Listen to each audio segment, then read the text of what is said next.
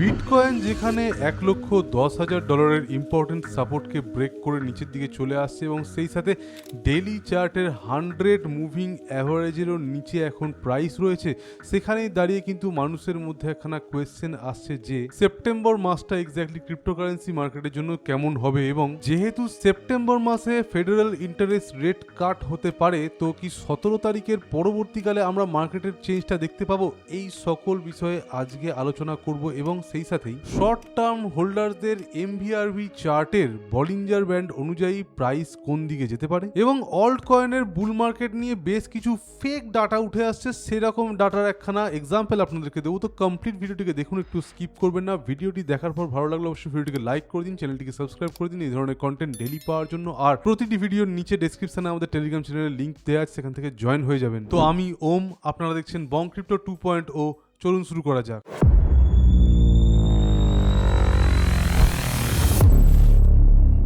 তো video starting এ আমরা বিটকয়েনের monthly রিটার্নসের দিকে একটুখানি নজর দিচ্ছি। তো সেপ্টেম্বর মাস নর্মালি 50-50 চান্স রাখে আপ অথবা ডাউন যাওয়ার। এবার একখানা ইন্টারেস্টিং স্ট্যাটিস্টিক্স আপনাদেরকে শো করি। স্ক্রিনে এই মুহূর্তে আপনারা দেখতে পাচ্ছেন প্রিভিয়াস বুল সাইকেল ডাটাগুলোর মধ্যে সেপ্টেম্বরে যে বটমগুলো দেখা গেছিল তার একখানা হিস্ট্রি, এবং নর্মালি এই ডাটা অনুযায়ী আপনারা খেয়াল করে দেখতে পাবেন যে এর আগে সেপ্টেম্বর মাস যখনই এসছে, সেপ্টেম্বর মাসে কিন্তু আমরা কারেকশনই ম্যাক্সিমাম দেখতে পেয়েছি, অথবা আমরা দেখতে পেয়েছি অ্যাটলিস্ট সেপ্টেম্বর মাসের একখানা ক্যান্ডেল তার যে লোয়ার উইকটা আছে সেই লোয়ার উইকটা কিন্তু রেড জোনের মধ্যে প্রবেশ করেছে এবং তারপর প্রাইস হয়তো উপরের দিকে গেছে। 2024 সালের সেপ্টেম্বর মাসের মান্থলি ক্যান্ডেলটা যদি আপনারা একটুখানি খেয়াল করেন, তাহলে এখানেও আপনারা দেখতে পাবেন, একটুখানি খেয়াল করুন, অগস্ট মাসের ক্যান্ডেলের ক্লোজিং হলো $58,740।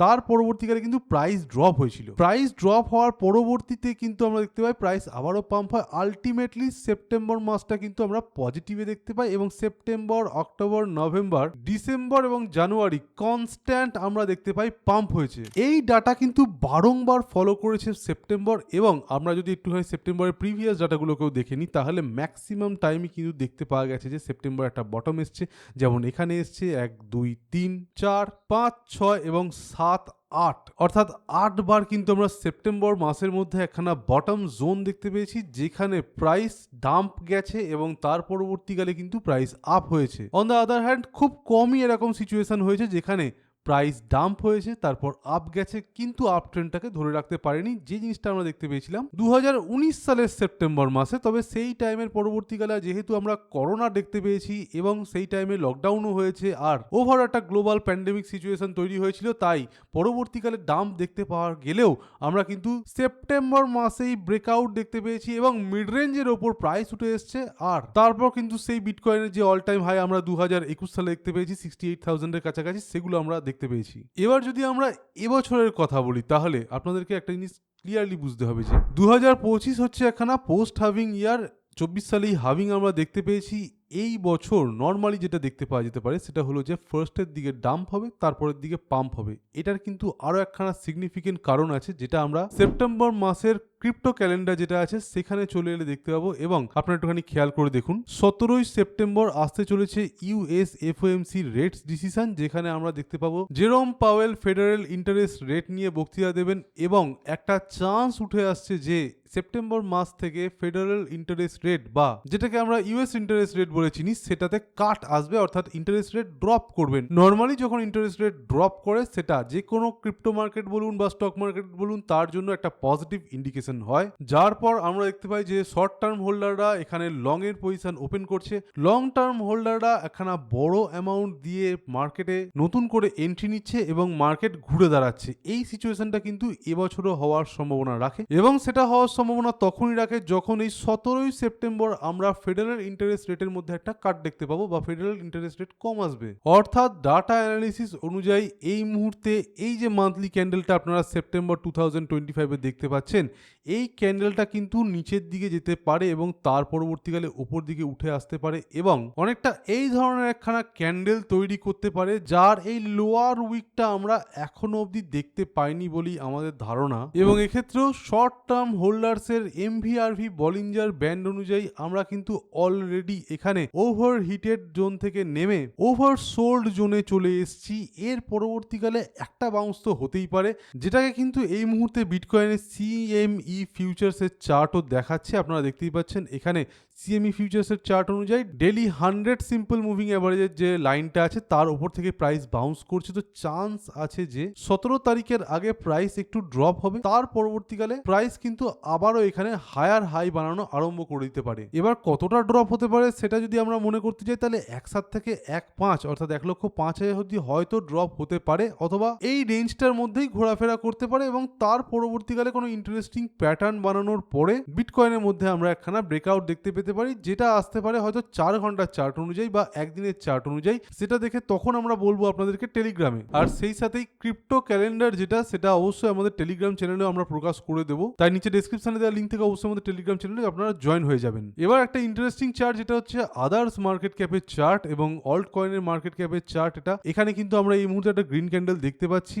সেই সাথে বিটকয়েনের ইটিএফ ফ্লো এর মধ্যেও কিন্তু আমরা কিছু গ্রিন অথবা ইনফ্লো আমরা এখন দেখতে পাচ্ছি। আর এটাকে দেখিয়ে বেশ কিছু ডাটা আমাদের সামনে এমন উঠে আসছে যেগুলো বিভিন্ন আর্টিকেলসে প্রকাশিত হচ্ছে, কয়েন মার্কেট ক্যাপ থেকে শুরু করে কয়েন বিউরো এবং বিভিন্ন জায়গায় এই ধরনের ডাটা বা আর্টিকেল আপনারা দেখতে পাবেন। যেখানে দেখুন অল্ট কয়েন টোটাল মার্কেট ক্যাপকে দেখানো হয়েছে একখানা হেড অ্যান্ড শোল্ডার প্যাটার্নের মাধ্যমে, যেখানে একটা নেকলাইন ড্র করা হয়েছে।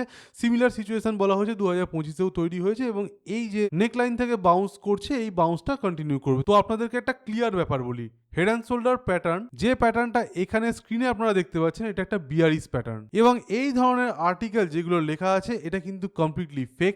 যারা এগুলোকে বানিয়েছে তাদের হয়তো চার্ট প্যাটার্ন সম্পর্কে অথবা কিভাবে মার্কেট রেগুলেট করে সেটা সম্পর্কে আইডিয়া নেই। যদি কোনো মার্কেটে এমন সিচুয়েশন তৈরি হয় যে একখানা বটম লাইনের কাছাকাছি এইভাবে আসার পর প্রাইস উপরের দিকে বাউন্স করছে, তাহলে আপনাদেরকে দেখতে হবে এই সাপোর্ট লাইনটার কতটা জোর আছে এবং ওভারঅল মার্কেট কন্ডিশন কোন দিকে যাচ্ছে। তার পরবর্তীকালে এই যে একখানা আপনারা দেখতে পাচ্ছেন সুইং হাই আছে, এর ওপরে যদি মার্কেট একখানা সিগনিফিকেন্ট চার্ট অর্থাৎ একদিন অথবা এক উইকের চার্ট অনুযায়ী এটাকে ক্রস করতে পারে, তবেই কিন্তু চান্স থাকবে পরবর্তীকালে এই মার্কেটের পাম্প হওয়ার। আদারওয়াইজ এই যে চার্ট প্যাটার্নটা আপনারা দেখতে পাচ্ছেন এটা কিন্তু মোস্টলি বিয়ারিশ হয়ে থাকে এবং একটা পার্টিকুলার প্রাইসে যেখানে একবার বাই এলো এবং বুলরা প্রাইসটাকে পুশ করলো, পুশ করার পরবর্তীকালে প্রাইস যদি আবার সেই জায়গায় আসে, ইন্টারেস্ট যদি তখনও বুলসদের মধ্যে থেকে থাকে এবং নতুন কিছু ট্রেডার সেখানে অ্যাড হয়ে যায়, তাহলে প্রাইস উঠতে পারে। তবে সেই যে পাম্পটা হবে, সেই পাম্পটা যদি প্রিভিয়াস হায়ার হাই যেটা ছিল সেটাকে ক্রস করতে না পারে, তাহলে এটা ক্লিয়ারলি শো করবে যে বুলসের ইন্টারেস্ট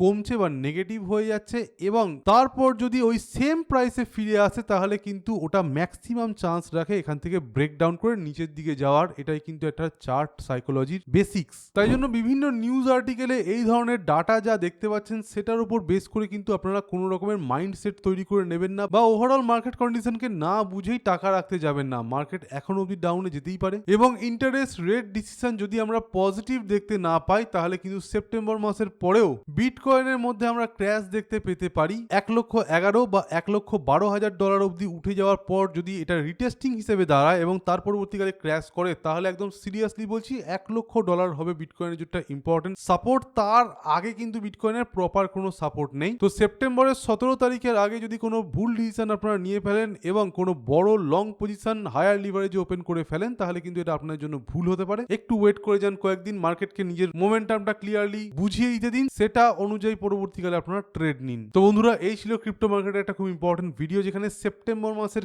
কি ধরনের প্রাইস মুভমেন্ট আমরা দেখতে পেতে পারি সেই সম্পর্কে আলোচনা করলাম। ভিডিওটি ভালো লেগে থাকলে অবশ্যই ভিডিওটিকে লাইক করে দেবেন, চ্যানেলটিকে সাবস্ক্রাইব করে দেবেন এই ধরনের কন্টেন্ট ডেলি পাওয়ার জন্য। আর অবশ্যই প্রতিটি ভিডিও নিচে ডেসক্রিপশনে আমাদের টেলিগ্রাম চ্যানেলের লিঙ্ক দেয়, সেখান থেকে জয়েন হয়ে যাবেন। তো আজকের মতো এখানেই। Thank you for watching our video. Stay safe, happy investing, by.